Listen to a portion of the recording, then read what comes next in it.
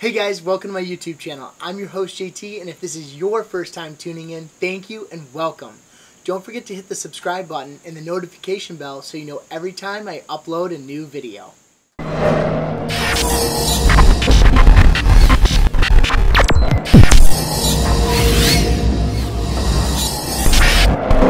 Hey guys, my name is JT and I want to tell you about my time climbing Mount Kilimanjaro.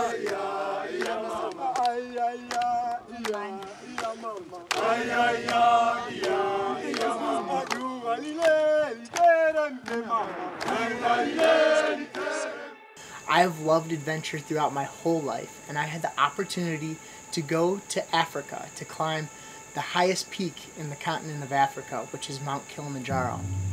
Our goal was to do it in 4 days. The average pace of Kilimanjaro is 6 to 7 days long. So our goal was a big achievement in our books, and we were so excited to take on the challenge. Mount Kilimanjaro has 5 different climate zones. I did Mount Kilimanjaro with 2 very important people in my life, Lottie and Martina. They have experienced lots of time in the mountains and have lots of time climbing and hiking and doing different kind of adventures. So with Kilimanjaro, we had to prepare and train for it. So what we chose to do is to spend a month in Colorado and to spend that time hiking and mountain biking and preparing as best as we could to take on the mountain. And as we did this, our training regimen was every morning waking up, biking at least 5 miles to 10 miles, and then hiking the rest of the day. And this slowly built up our endurance, as well as slowly built up our acclimatization to the altitude. Spending nights at 14,000 feet to allow our bodies to adjust to that altitude were very beneficial. The final night before we headed to Africa to climb Mount Kilimanjaro, we spent at 14,500 feet, and the reason we did this is so that our body could handle the altitude and be exposed to it 2 nights before we ventured to Africa. Just woke up here, just crossed the Atlantic, and now we're about to land in Heathrow and continue the rest of our journey.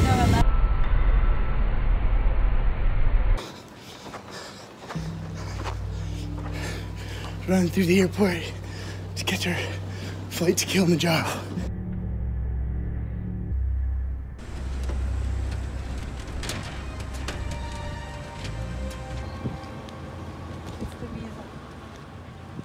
Upon arrival to Africa, we were greeted by our guides who set us up for the next day's adventure.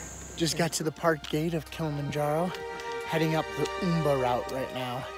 In the first day, we would venture up to about 9,000 feet, where we would spend the night in the rainforest. In the rainforest was really a cool experience for me because I had never been in a rainforest. We had monkeys climbing all around the trees and the sound of birds and parrots everywhere. And the first night was just so exciting. It was just us and our guides and our porters who were helping move food and water up the mountain with us. Made it up to first base camp here, doing my treatment. Just pumping 500 cc's of my solution in me, and working out pretty good here in the tent. The following morning, we headed from the rainforest up to the high desert area. Here we are, day 2, hiking up. We just left Umboy Cave and we're heading to Bronco. And yeah, so here we go. And so as we continued on, the second day was just full of beautiful views of the mountain, the rainforest, wildlife and vegetation that was just unbelievably colorful and remarkable to see. As we reached our next destination, this is where we would camp for our second night, and this was where we would actually meet other people for the first time on the mountain. And it was really exciting to hear their stories because some of them were coming down off the mountain as well as doing the same thing as climbing up. But we cross here, we go Arrow Camp. Arrow Camp is 4,900 meters. Yes. Okay.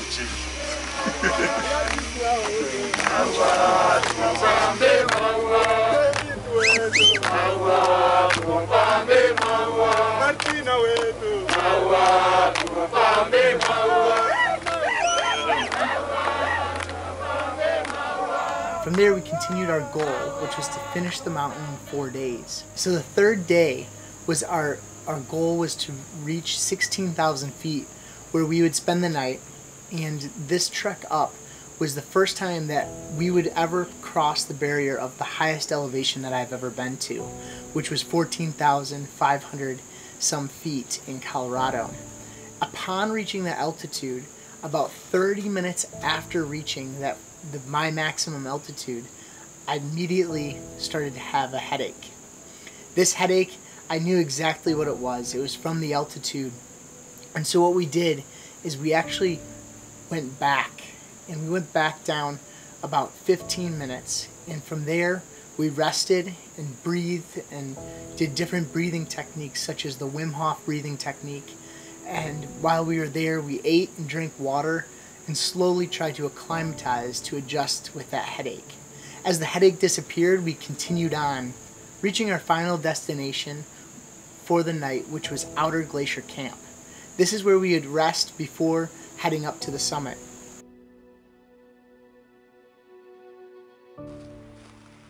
My treatment up here at 16,000 feet. Got my pillow as my helmet for tomorrow, and I got my bag and pumping the fluids in. It's working out awesome. All is good here and having a blast. Everything in the tent, it's nice and cold.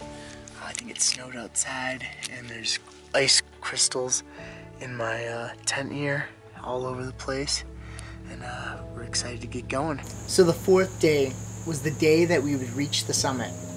I was so excited for this opportunity. It's something that had been on my bucket list for years. And upon waking up at 4 o'clock in the morning to do our alpine start, we started our trek up the mountain. As we got to a point where we were on sheer cliffs and glaciers were in front of us, we had to cross these glaciers. And upon crossing these glaciers, I remember specifically looking between my legs and noticing that there was at least 4,000 feet of cliff below me. The excitement, as well as the adrenaline and the fear, all came across your mind, and you just had to stay focused with getting to the other side. Approximately 30 to 40 minutes after we had passed some of the glaciers, I realized that I started to have altitude sickness, which would only make this high altitude experience even harder. And as we continued on and got to the glaciers, as well as to a point where we could see the actual summit, the excitement and adrenaline took over, and I completely forgot about the altitude sickness.